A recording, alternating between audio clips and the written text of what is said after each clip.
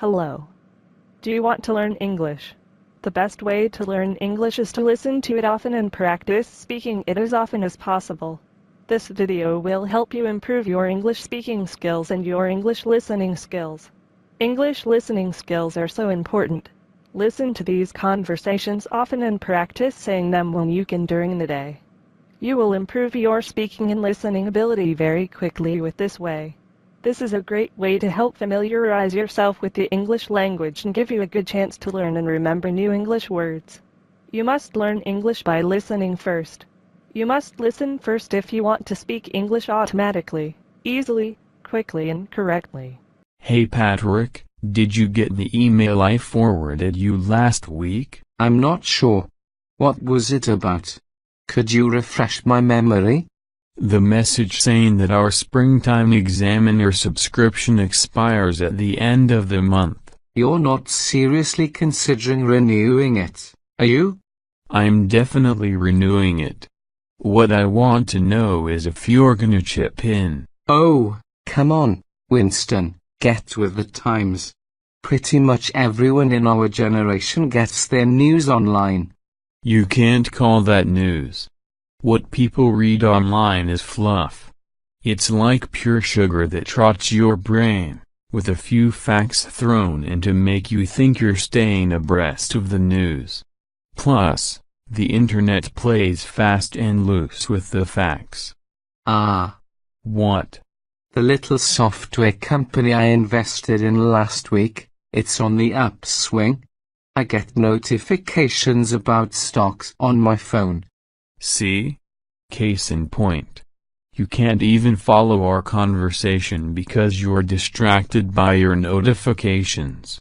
It's another thing that bugs me. Everything is so instantaneous. Do you have to know what's happening with your stocks at this very moment? Why can't it wait until tomorrow? Because I don't want to wait until tomorrow. Why should I? That's one of the perks of living in the 21st century. Something can happen on the other side of the world, and the news reaches me in a flash. Yeah, you learn the bare essentials, but the coverage leaves a lot to be desired. They take 1 or 2 points and talk about them to death. So you might find out that there was an earthquake in California, or a volatile situation in the Middle East, but you're saying that's not important? What if your brother was in California when the earthquake hit? You'd want to know he was safe as soon as you could.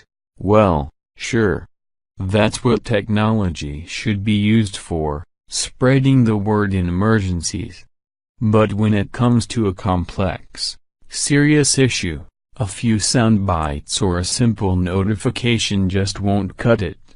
Not everything can be boiled down to a few bullet points to browse on your phone. But it doesn't hurt to have the bullet points. Yes. Yes. It absolutely does hurt. If you dump things down for quick consumption, people are going to get used to it. They're going to start thinking a political campaign or a pressing social issue can be squeezed into the amount of space it takes to read the weather forecast.